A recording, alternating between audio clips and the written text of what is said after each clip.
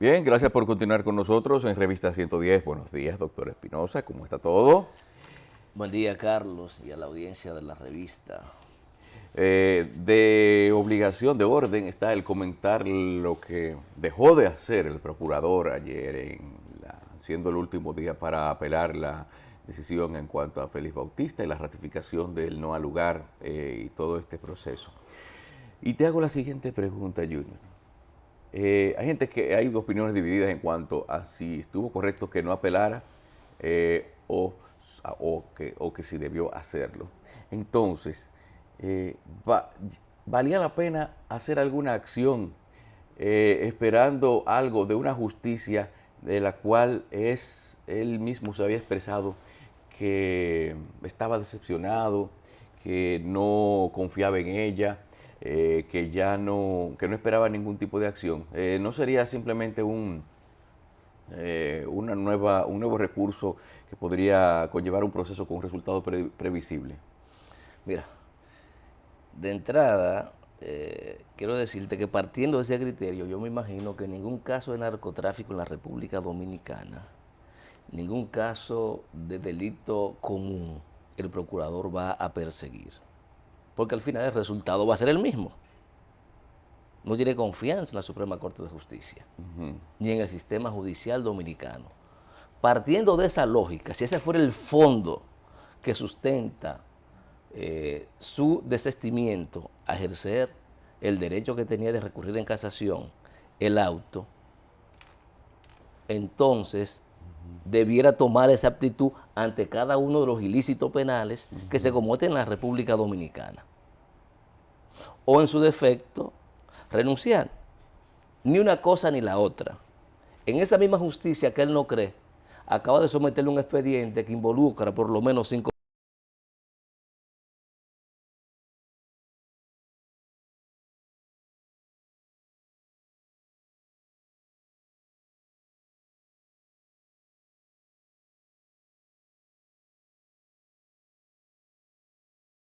Movimientos de, de- correcto. de revisión de Entonces la yo pienso justicia. que esto le permite a uno hacer las especulaciones y pensar libremente lo que uno cree.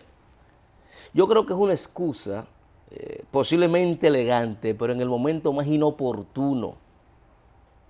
No hay un momento más inoportuno para presentar ese alegato como excusa.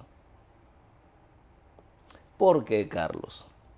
Yo creo que de nuevo se presentaba un momento especial para poner en evidencia a la Suprema Corte de Justicia, poner en evidencia al Tribunal Constitucional, porque llevarlo hasta las últimas consecuencias, entiendo que debía llegar al Tribunal Constitucional, para que el Tribunal Constitucional definiera el concepto establecido en el artículo 69 de la Constitución, referido a la prohibición del doble juicio o el doble juzgamiento por un mismo delito.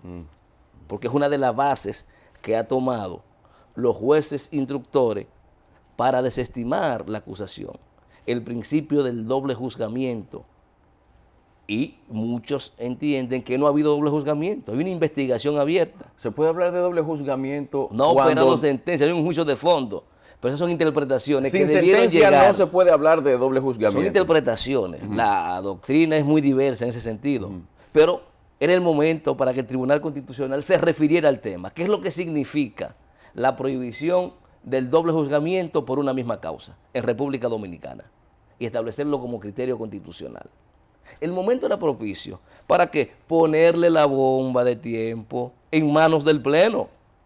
La sociedad dominicana tenía el derecho de saber, no como piensan 5 jueces, porque hasta ahora, ¿cuántos jueces han opinado la Suprema del caso? No, tres, 5, no cinco, 5. cinco. Veamos. Fran Soto, Hirohito Reyes y Moscoso Segarra, porque acuérdate que la tercera juez que se buscó Sí. para resolver el desempate no es parte del Pleno de la Suprema Corte de Justicia. Ella salió. Es decir, nos quedan todavía 12 jueces que debíamos saber cómo piensan. ¿Y por qué el Procurador General de la República asume ya actitud? porque lo derrotó la impunidad, porque no cree en el sistema judicial dominicano. Eso tiene una sola lógica. Si no cree en eso, renuncie, pero ni renuncia, ni deja de someter. ¿O a qué nivel es que él no cree? Al nivel de los jueces que han estado en una aparente asociación de malhechores para delinquir desde el puesto de juez que ocupan, o no cree en la Suprema Corte de Justicia, o no cree en el sistema judicial en su conjunto. Bueno. Que me explique, Parece porque yo le que decía al doctor, yo no entiendo nada. sería como ahora una desconfianza parcial, porque por otro es lado parcial. está llevando a cabo Yo un proceso creo que contra los jueces. el también. problema del procurador no era si allá ratificaban o no, eso es el problema de la Suprema y del Pleno, que se cuezan ellos en su propia salsa. El deber del procurador era recurrir en casación el asunto y que la Suprema decida, y él cumplir con el proceso que inició. ¿O él esperaba un comportamiento diferente de los jueces que han conocido el caso? ¿O por qué el Procurador General de la República en ningún momento recusó a Fran Soto cuando integró el tribunal o cuando se integró la segunda sala de la Suprema Corte de Justicia para conocer el recurso de apelación? ¿Por qué no lo recusaron nunca? Porque él había conocido el expediente. Él fue que dictaminó a favor de levantar las oposiciones que le había impuesto la Procuraduría a los bienes de ese grupo. No fue ningún otro juez. Y yo me pregunto, si la reelección no hubiese pasado, hubiese sido el mismo comportamiento del Procurador General de la República. Yo creo que aquí está imperando más, es mi opinión, la disciplina partidaria que el interés nacional. Porque todo el mundo sabía en la República Dominicana que a partir de la designación de las altas cortes, el presidente, el doctor Leonel Fernández, Félix Bautista como artífice de esas designaciones, se habían blindado. Pero eso no había que dejarlo a la presunción. Eso había que confirmarlo. Confirmarlo y dejarlo ¿Y claro. cómo se confirmaba? Poniéndole el torpedo en el barco de la Suprema. Que ellos decidieran. Y como te reitero, carajo, la sociedad tenía que saber cómo piensan lo de los otros 12 jueces que no han opinado. Ya sabemos que hay 2 que opinaron favorable en el enjuiciamiento, pero hay 12 que no sabemos cómo piensan. ¿Y por qué privar a la sociedad dominicana de eso? ¿Por qué? Y te reitero, ¿por qué privar saber cómo piensa el Tribunal Constitucional? Porque eso pudo haber llegado allá. Y este caso iba a confirmar entonces la sospecha legítima de la sociedad dominicana de para qué fueron designadas las altas cortes. Ahora se destapa con que hay que convocar el Consejo Nacional de la Magistratura. ¿Para qué? Para evaluar el desempeño de los jueces de la Suprema Corte de Justicia.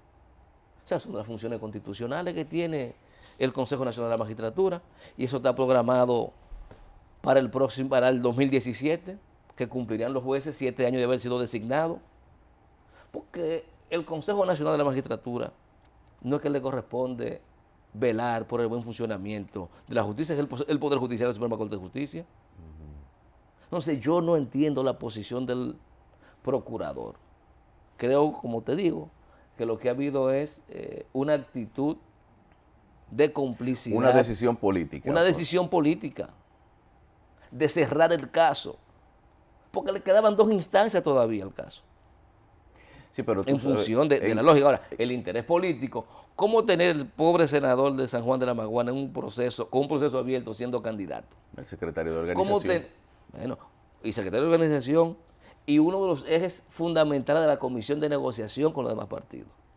¿Cómo tener al presidente candidato con uno de sus legisladores y candidato a repetir con un proceso abierto? Por eso, esta decisión ratifica también la presunción de la sociedad de que el acuerdo del desacuerdo incluía impunidad. Lo incluía, porque Domínguez Brito no es verdad que no sabía que se iban a hacer los resultados. Pero yo pensé que él estaba claro en lo que estaba haciendo. Pero parece que no. Y sencillamente le bajaron la guardia. No hay otra explicación desde mi óptica.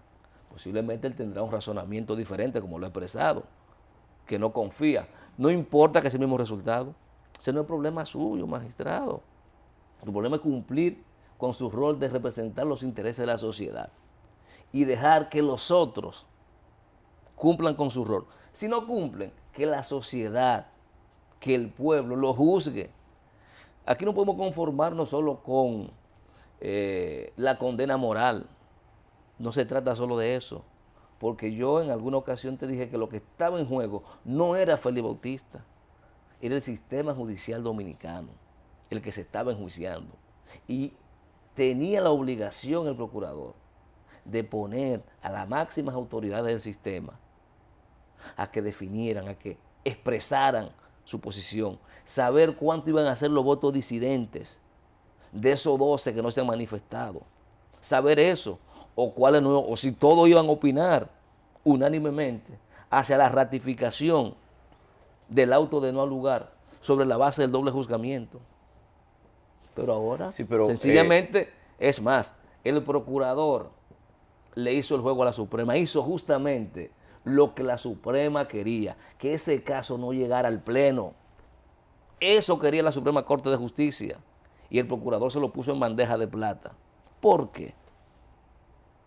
¿Porque se cansó? No. Pero si él está esperando unas acciones de la Suprema en cuanto a algunos de los mismos miembros del Poder Judicial, entonces, es que ¿tú eso no crees que desmonta. eso le podría crear quizás se le evitó que se le creara un ambiente, al no tomar la decisión de apelar, no pudo haber evitado que se le creara un ambiente de hostilidad ante los sometimientos recientes que está haciendo, los cuales quizás tienen más posibilidad de prosperar que el caso de Félix Bautista?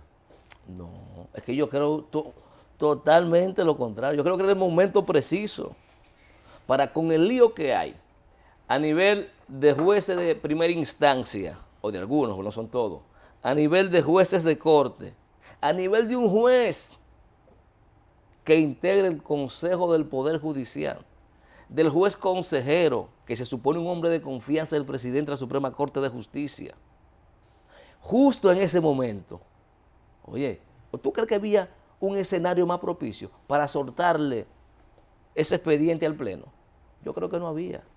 Pero como siempre, el interés particular, el interés partidario se impone y la sociedad dominicana tendrá que esperar algún día que ocurran cambios y que definitivamente los hechos de corrupción a gran escala pues puedan conocerse en los tribunales de la República a fondo, y ver si alguna Suprema Corte de Justicia, ver si algún tribunal de primera instancia es capaz de sancionar, si le someten las pruebas y se cumple con el debido proceso, los hechos grandes que afectan el interés colectivo de la República Dominicana. De eso es que se trata, Carlos. Y en este caso, yo decía ayer, el procurador lamentablemente creo que está también tirando, aunque el doctor decía, bueno, nadie ha salido de la Procuraduría a la Presidencia, no se trata solo de eso.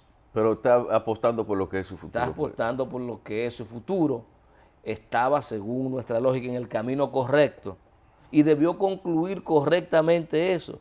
Yo digo salir por la puerta grande. Ahora se está yendo por la puerta de atrás. En términos políticos sería inconveniente porque eso sería prolongar una discusión y un caso sobre una persona que tiene que durante los próximos 6 meses se supone que debe estar bastante ocupado. ¿Qué fue lo que imperó? El interés político partidario. Y al final veremos, ¿va a renunciar el Procurador General de la República? De la Procuraduría, no se visualiza en este momento. ¿Va a renunciar del PLD? Tampoco. Va a convivir con ese que él dice que es un corrupto, que son parte ambos del comité central de ese partido. Lo mismo que te dije, nunca por la cabeza del comité político, nunca por la cabeza del comité central del PLD pasó la somera idea de separar transitoriamente de sus funciones al senador. No. Para poner un distanciamiento Eso no implicaba que lo estaban prejuzgando ni condenando, sino esperar que los resultados de la investigación concluyeran y luego reponerlo en sus funciones. Eso te dice, bueno, hay una señal. El partido se distancia de los hechos, ¿eh? Y pone su militante a disposición, pero no. Lo que ha habido es una confabulación partidaria y de las estructuras del Estado, incluyendo el Procurador General de la República, para que esto no llegue a las últimas consecuencias. Sin embargo, él quiere que el caso de los 5 jueces llegue a las últimas consecuencias. Yo no sé cómo va a llegar a las últimas consecuencias. Bueno, a lo mejor son 4 decamisados. Eso posiblemente lo juzguen y lo sancionen. Y debieran ser ejemplarmente sancionados. Ajá. Si se comprueba que son culpables de los hechos que la Procuraduría le está imputando. Pero esa misma justicia, magistrado, en la que usted no cree, es la que va a juzgar a esos jueces, no es otra. Esa misma justicia la que permanentemente está soltando y variando medidas de coerción hacia personas que cometen delitos mayores. Y usted va a seguir sometiéndolo. Yo creo que el puesto ya del procurador le queda grande en ese sentido. O no está haciendo nada ahí. ¿Qué está haciendo si no cree en eso? Bueno, mira, aquí precisamente el titular del Caribe, mira cómo lo pone. Que Bautista sale limpio, pero el sale limpio lo pone entre comillas. O sea, por lo menos ya no va... ya prácticamente se puede decir que se blindó el proceso en contra de Félix Bautista. Claro, hay que quitar las comillas. Ok, dice que él no, porque espérate, ya, o sea, también hay otra cosa. La presunción de inocencia se podría haber prolongado con la apelación. Es que él porque siempre... se quedaría todavía, por ejemplo, ya ahora actualmente la imagen pública que tiene Félix Bautista es de una persona que hizo lo que iba a hacer y que fue protegido por una justicia expuria, vamos a decir, por una justicia que fue designada con ese propósito de defenderlo, de evitar que el caso vaya más adelante. Entonces, lo único que entonces quedaría pendiente, como tú dices, saber si el resto del sistema judicial estaba tan dañado como esa gente que no conoció a profundidad ese caso y que no tuvo la condena que todo el mundo creía que él se merecía. De 17, solo 5 han opinado. El procurador no pudo... No, hombre, dejémonos de cuentos. Esos son cuentos del procurador. El cuento de que no cree y que sabía lo que venía. Eso lo sabía desde que inició. Lo que pasa es que se le apretó el pecho y no va a decir como dice Hipólito, por dónde lo agarraron. Y tuvo definitivamente que tomar una posición que lo hace salir en el caso por la puerta trasera. Al final de la jornada es eso. Y siempre dijimos que la decisión final de esa Suprema va a ser o iba a ser ratificar el auto de no lugar, pero eso es lo que uno cree. Posiblemente pudo haber sido diferente, porque son 12 personas adicionales que deben decidir. Esas 12, cómo piensan. Pero gracias al procurador no vamos a saber eso jamás en la vida, ni cómo hubiese actuado el Tribunal Constitucional, que el caso tenía motivo para llegar allá. Ahora, dicen que lo importante no es cómo se comienza, sino cómo se termina. Pero tampoco, entonces, lamentablemente, para quienes creen que las cosas son así, posiblemente están dadas las condiciones como para pasar por alto el tesón y el afán con el cual el procurador llevó el caso hasta donde llegó. O sea, mucho hizo. Vamos a decir que hizo mucho. No, ese llamado de convocar, hizo mucho, pero a fin de cuentas se rindió. Se culipandió, ¿verdad? Pero oye, una cosa. Igual, yo no creo que vayan a convocar el Consejo Nacional de la Magistratura. No van a convocar nada. No, es que el ambiente no está para eso. No van a convocar nada. No. El desempeño ya el próximo, en el 17, corresponde la evaluación cada 7 años, que es lo que manda la Constitución. Bueno. Entonces, eso lo van a hacer, esa convocatoria, en ese momento, en el 17. Bueno, vamos a hacer una pausa, volvemos en unos instantes con más información. Además, de las policlínicas y centros comunitarios que estarán construyendo el Ministerio de las Fuerzas Armadas con organismos de cooperación internacional. Obras como esta de alto impacto social son una demostración clara de la convicción, compromiso y decisión del gobierno que preside el mejor presidente que ha dado la República Dominicana, el licenciado Danilo Medina Sánchez. Ustedes, los comunitarios de aquí del Guayabo y zonas aledañas, son precisamente esos seres humanos donde el presidente le pone el oído en el corazón del pueblo. Esa inauguración se llevó a cabo en el Guayabo, Distrito Municipal Arroyo al Medio. Contó con la asistencia del Mayor General Pedro Cáceres Chestaro, Inspector General del Ministerio de las Fuerzas Armadas, en representación del ministro William Muñoz Delgado y otras personalidades gubernamentales. Entonces, ya el Guayabo, Loma Alta, Copellito, Catalina Alta, Pichinga y El Factor ya tienen lo que no tenían. Ahí tienen electricidad permanente gracias a la unidad de electrificación rural. Señores, vamos a decirles también que el Ministerio de Obras Públicas entregó obras viales en la provincia de Espaillat en el día de ayer. Esas obras son 35.10 kilómetros carril entre la provincia de Espaillat. Estamos hablando de la carretera Ramón Cáceres, el remozamiento del distribuidor de Moca y la entrada a la ciudad.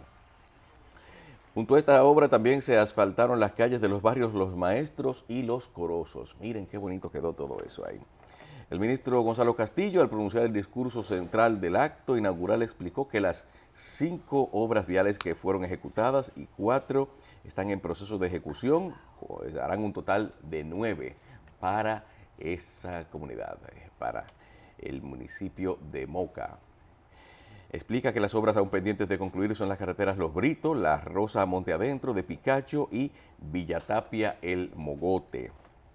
La carretera Ramón Cáceres tiene una longitud de 11 kilómetros, un ancho de vía de 9.15 metros, cada carril de 3.65 metros, paseos de 1.85 metros, invita a ser transitada y se convierte en motor de desarrollo para toda la provincia de Espaillat, reconstruida y ampliada con una base estabilizada de suelo cemento, garantizando mayor durabilidad y menor necesidad de mantenimiento, aumentando su vida útil.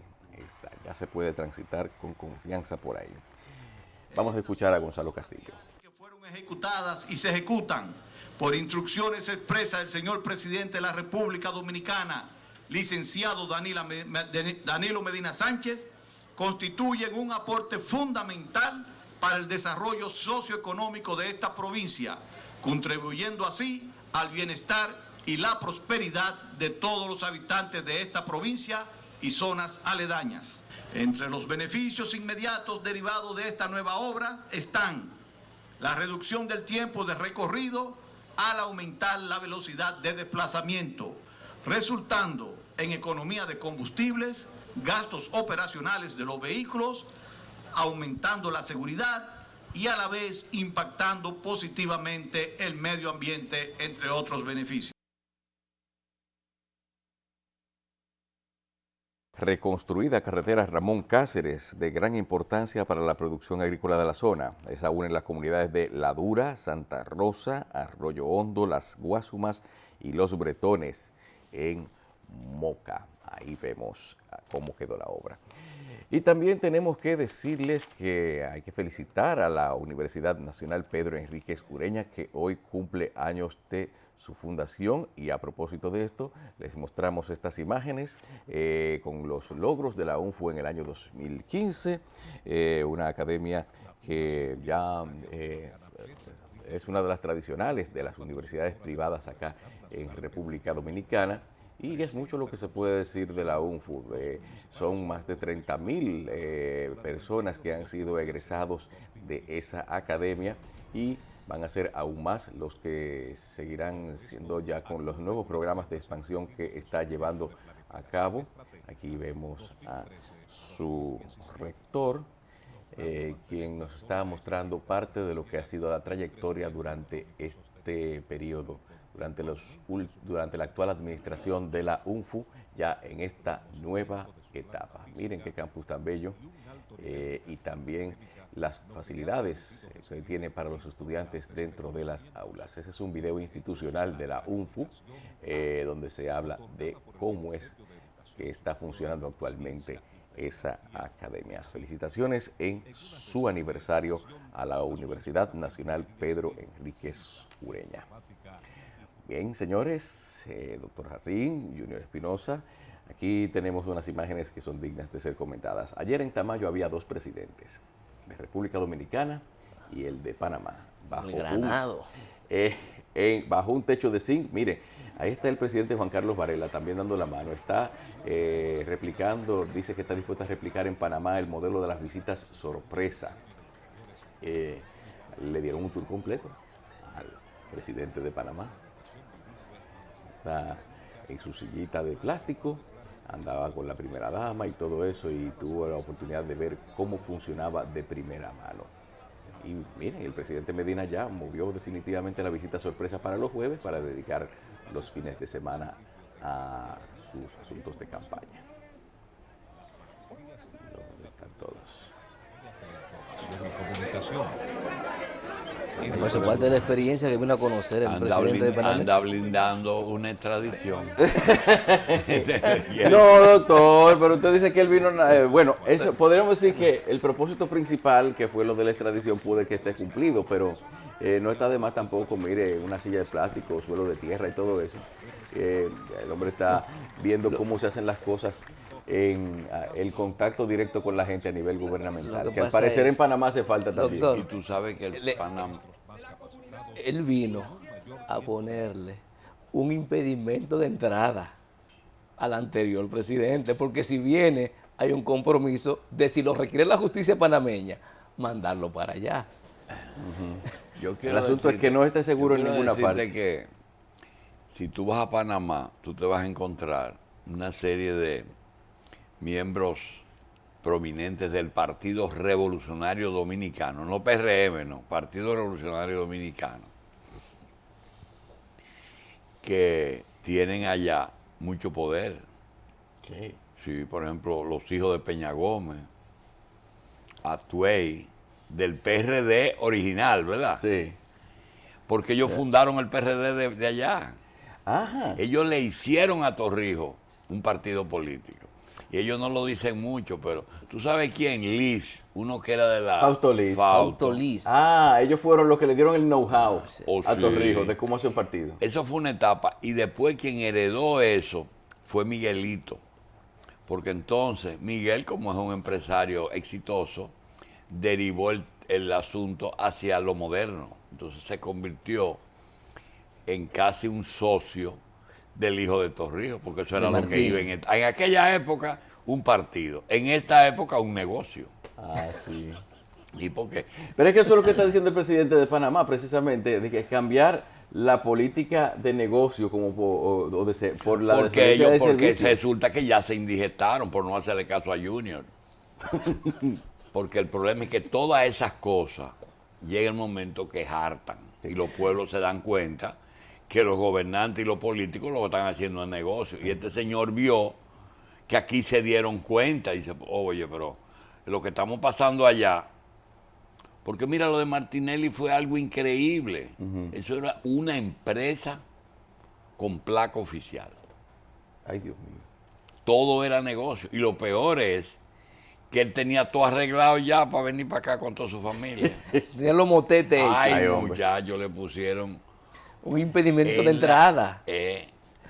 Doctor, pero ahora usted menciona el asunto de la influencia del PRD en Panamá, que creo que también hay algo.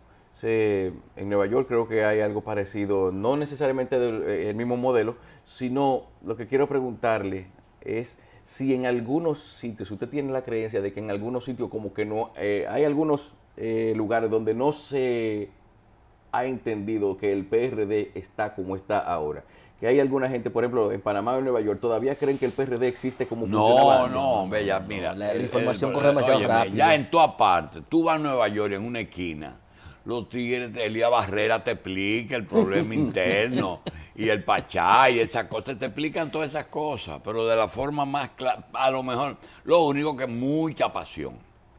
porque entonces ellos tienen los activistas allá, que son los que le leen la tasa. Y hay una emisora, hay una cosa que... 2 o 3 medios que son los que más influyen, pero los que más influyen son los que vienen desde aquí. Lo tienen al día. Y quiero decirte que el PRD allá se llama PRD, ¿eh? Sí. En Panamá no es otro. El PRD de Panamá. Sí, el PRD. Y no es lo mismo ni de lo de Estados Unidos, ni lo de Puerto Rico, ni lo de los países donde ellos dan dinero, Ecuador o Perú. No, eso es otra cosa. Hay una costumbre que cuando hay un PRD en el poder o en la oposición, su homólogo le dé una ayudita para que lleguen aportes. Aquí inclusive se han hecho... La solidaridad entre partidos. Eso. Pero Eso que es la izquierda hizo famoso también eso. Los coreanos, los chinos, los cubanos, los rusos. Los soviéticos. Y entonces tenían sus sectores. Igual que los socialcristianos hacían lo mismo con, por ejemplo, Venezuela. Aquí Con hay el PRD. Kiko Tavares, Caíto, eso era, pero eso el era como- llave de Venezuela. Eso era como el partido Baaz que estaba en Siria. Sí, Irak. Irak. Sí, eso era un partido. Y venían. Un partido- Aquí se un dio el partido caso multinacional. de que Balaguer pegó el grito porque una vez el presidente de Portugal desfiló en una caravana del PRD. ¿Qué? Sí, el presidente de Portugal vino aquí, el primer ministro, y lo encaramaron en una pendejada. Una caravana. Sí, Ay, señor. Y Balaguer, ¿tú nunca? Cuando le dijeron que era intolerante, él dice, pero ¿y cómo voy a ser intolerante? No ve que ahí andan con su hombre, una cosa que es increíble, que un... No, pero el PRD ha dado muestra de... Pero quería no dejar pasar la oportunidad para felicitar al doctor. Al doctor Espinosa. Al doctor. El doctor hoy, si el doctor Castillo lo está escuchando, va a decirle, doctor, colega, usted es un primor. Sobre todo, sí, porque el único abogado de prestancia que le va a gustar eso es a él, porque más o menos están en la misma línea en este momento. Sí, doctor. Mi inicio. Pero ahí está la pregunta, doctor. Ahora, vamos con la contraparte, diga. ¿Qué hizo? ¿Hizo bien o mal Domínguez Brito en no llevar a cabo? Mira, yo te voy a decir una cosa. Nosotros aquí nos hemos creído que porque tenemos un micrófono, yo te voy a decir una cosa. Respeto y creo que el doctor tiene toda la razón. Pero me declaro incompetente para meterme en esos vericuetos, porque eso es un maldito lío. que el procurador dijo algo, que es lo único que yo entiendo, que él debe estar pensando en decir. Él coge y hace así, y hace una convocatoria. Dice, yo voy a hacer las gestiones para que se convoque el Consejo de la Magistratura. Todo el mundo sabe, y él sabe, que desenredar el lío no es la función del Consejo de la Magistratura. Como estaba diciendo el doctor. Pero el desesperado cogió por de su papá. Eso es como cuando hay un muchacho que ya le dan mucho cocotazo y lo que hace que... Y además, eso de que lo grande para el país, eso importa, y la impunidad se lo tragó, y la disciplina partidaria, esa cosa que estaba hablando el doctor, todo eso es así. Pero hay una serie de cosas, porque si tú te pones a ver, la Suprema lo que quería era lo mismo de Domínguez Brito en el caso de ahora. Deja eso así. Que no le llegue. Deja eso así. Uno obligado y otro espontáneo. Pero al fin y a la postre lo atestaron contra la pared. Y entonces él revisó. Entonces el doctor viene y dice, sí, pero hay otra cosa. ¿Por qué no prueban con los otros jueces? Porque a lo mejor aparece un disidente que no, el doctor Espinosa dice que la nosotros, oportunidad de demostrar que la justicia, pleno, ¿verdad? Que la justicia funcionaba bien o mal era llevar eso a las últimas consecuencias. Entonces, y es razonable. mecánicamente, Oye, vamos a decir, siguiendo el procedimiento como va. Yo te voy a decir una cosa. Cuando yo veo el embajadorcito ese, jodiendo la paciencia en el medio, yo digo una cosa. ¿Tú te crees que la justicia dominicana o nosotros nos atreveríamos a meternos en un lío en Estados Unidos hasta donde ese muchacho se ha metido? Pero estamos locos. Yo no estoy hablando de culpable, inocente. ¿De dónde a él le han nombrado? ¿Quién lo ha nombrado a él coprocurador general de la República? Miren, en Estados Unidos, cuando juzgaron, yo tengo 2 muestras de que en todas partes se cuecen habas, peor que aquí. Agarraron a un político que se llamaba Lyndon LaRouche y agarraron a un estadista, a un presidente panameño que se llamaba Noriega, y lo agarraron, lo metieron en Estados Unidos, lo juzgaron, y lo primero que hizo el presidente Bush padre fue decir: yo le pido a todos mis funcionarios que se callen la boca con respecto al caso de Noriega, porque en Estados Unidos hay un principio de cuando un caso se debate mucho en los medios, se suponen que condicionan la justicia y que ningún juez ni ningún jurado, que es el sistema americano, va a quedar es una excepción para la influencia que producen los medios, que no hablen, porque allá declaran sobreseen los casos cuando los medios se meten mucho. Okay. Perdón. Y quería decir, tú sabes que ese señor lo juzgaron en un tribunal especial, que ellos tienen para cocinar sentencia, que es en Virginia. Oh. Y tienen una cárcel especial para esos casos. El de negocio es el Distrito Sur de Nueva York. ¿Verdad? Ahí van todos los casos que tienen que ver con arbitraje internacional. Óyeme, y a LaRouche lo llevaron al mismo tribunal era un tipo de Noriega, que murió la esposa que queda de jefa del movimiento. Era un movimiento crítico que decían que eran nazis de izquierda, porque tenían posiciones por un lado rarísimo y por otro lado, mira, esa gente agarraron a ese hombre y no tenían por dónde meterlo preso.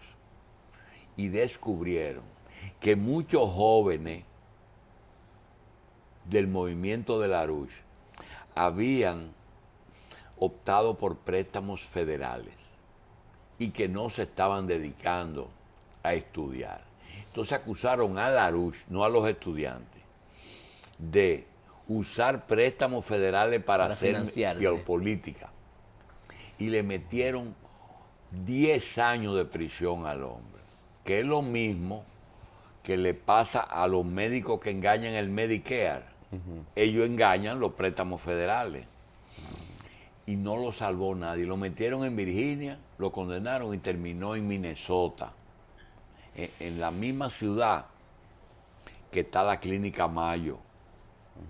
Ahí hay 2 cosas, la clínica y una cárcel. Y ahí meten los presos especiales, con su sentencia previa y sin problema. Después tuvieron que inventarse un Guantánamo y una cosa, porque es que el sistema judicial americano es difícil, pero el presidente de la República es que conforma la Suprema y lo somete y hace terna y hace cosas. Y nosotros recordamos el primer negro, ¿tú te acuerdas? Y la primera latina, los problemas. Pero el doctor quiere que esa gente, después que lo nombren los políticos, tranquen los políticos. Sin embargo, a pesar de eso, doctor, ¿por qué funciona el sistema norteamericano? Ellos saben que a veces hay que dar prenda para que haya credibilidad en el sistema. Dan prenda. Si tienen que juzgar a un senador o a un gobernador, no le quepa la menor duda de que lo juzgan y si hay que condenarlo, lo condenan. Por eso es creíble el sistema. Doctor, el sistema tiene cosas que no transige, pero esas cosas las utilizan políticamente. Mira el caso de del senador de amigo de Meléndez. Salomón Melgen. De Bob Menéndez. Todo eso es verdad, pero esa no fue la razón por el sometimiento. Es como que vengan aquí y quieran meterte preso porque tú dices una cosa, pero no van a decir, vamos a trancar el principio de lo que aprendieron los americanos con Al Capone. Exacto. Que no se le pudo No agarrar meter- por los delitos, pero se le encontró algo.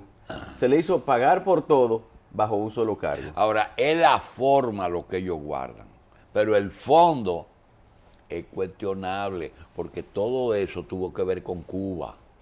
Todo ese lío de Melgen tuvo que ver con Cuba.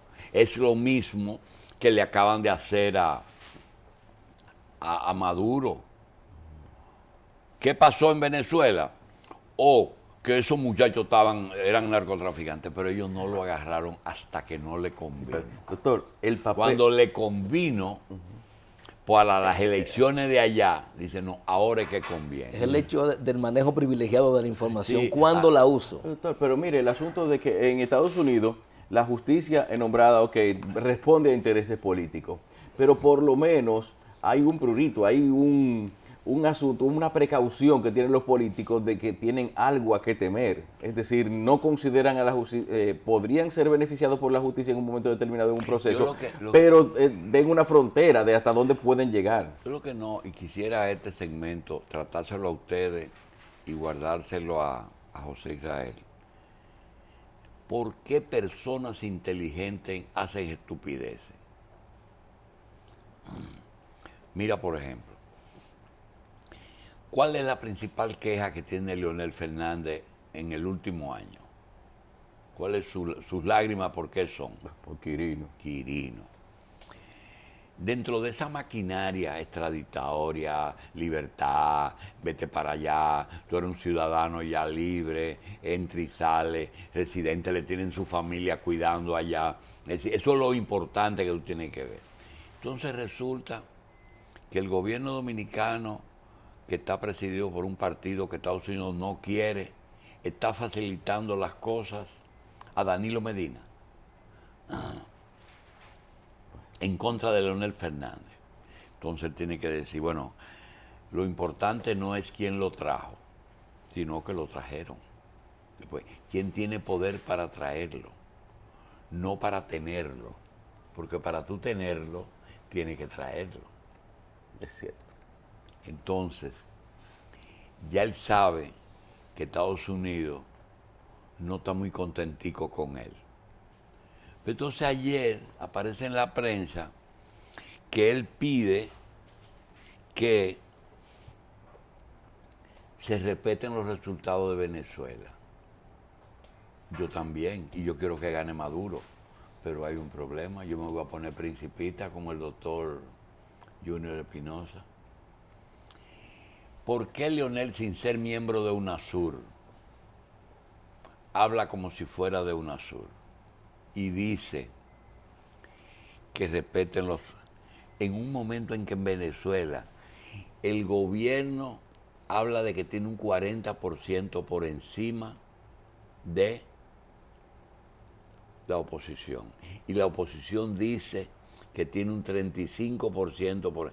Cuando tuvo una situación, ¿qué es lo correcto para un político dirigente de otra nación con problemas? Lo correcto sería mostrarse neutral o no hablar. No, tú puedes hablar como persona, es decir, República Dominicana tiene agradecimiento para el gobierno de Venezuela. Por tanto, a nosotros no nos interesa meternos en política en Venezuela, pero nuestro candidato es Maduro. Lo que pasa, doctor, que él va encabezando la delegación de UNASUR. Va a encabezar. En esa condición Va a que- encabezarlo. sí. Va a encabezarlo. Pero él a priori no puede meterse en ese berenjenal. Porque ahí lo que procede. Yo tengo una nota que dice: el secretario general de la Unión de Naciones Sudamericanas, UNASUR, Ernesto Samper, que tenía su problemita de que Mastercard es mejor que Visa. Y el expresidente dominicano, Leonel Fernández se reunieron con dirigentes del Partido Socialista de Venezuela y la coalición opositora. Tras esos encuentros, Fernández llamó a respetar los resultados de los comicios en que serán elegidos 167 diputados de una asamblea unicameral, controlada por el chavismo. Según varias encuestas, esa hegemonía podrá llegar a su fin, pues la oposición lidera la intención del voto con una diferencia entre 14 y 35 puntos de una fuerte crisis económica y baja popularidad de Maduro, quien por su parte aseguró que tiene un voto duro de un 40. El mandatario dominicano exhortó a actuar con madurez, porque era Maduro, ¿verdad? Cualquier que sea el resultado. Pero él lo está condicionando para Lo perder. que hay que entender es que el triunfo no es definitivo y la derrota permanente y por tanto todo se recicla inmediatamente a futuro, señala Leonel Fernández. Pero es lo Esa que está última diciendo, parte tú lo entendiste. doctor, pero es lo que está diciendo ahí. La Acepte misión- cuando dice acepte los resultados, eso significa ustedes van a perder. Misión propuso un acuerdo que los partidos se comprometan a respetar los resultados. Tras la cita del jefe de esta campaña, Jorge Rodríguez, quien anunció que ese partido firmará el documento. Óyeme, ¿tú crees que le estás diciendo al gobierno de Venezuela que respete los resultados? Le estás diciendo a la oposición que respete los resultados. Ajá. Ese mensaje para la oposición, ¿usted cree? Pero Lo que seguro. pasa, doctor, yo entrevisté hace unos días, lo que pasa es que se dañó la entrevista Sí, ¿qué pasó? a un dirigente estudiantil Venezolano. ¿Y qué que piensa? estaba aquí en un evento de jóvenes. Ellos tienen la convicción de que ellos van a arrasar en estas elecciones congresionales y que no hay forma de que pierdan. Y si pierden, hay fraude.